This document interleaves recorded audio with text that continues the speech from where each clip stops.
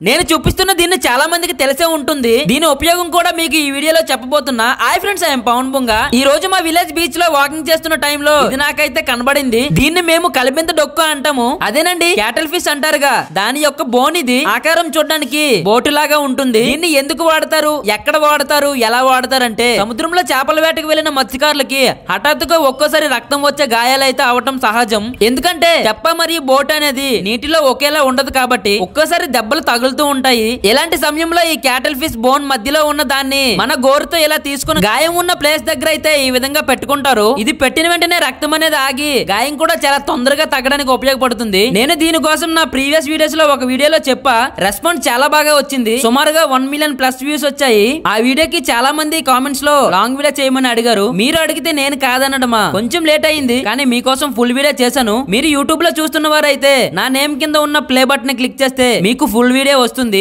అదే మీరు నా ఇన్స్టాగ్రామ్ లో ఇప్పుడు చూస్తున్నట్టయితే నా బయోలో ఉన్న లింక్ ని క్లిక్ చేస్తే ఫుల్ వీడియో చూస్తారని అనుకుంటున్నా. కామెంట్ మాత్రం తప్పకుండా చేయండి వీడియో ఎలా ఉందని. లైక్ చేయడం మర్చిపోకండి. మళ్ళీ కలుద్దాం ఇంకో మంచి వీడియోతో.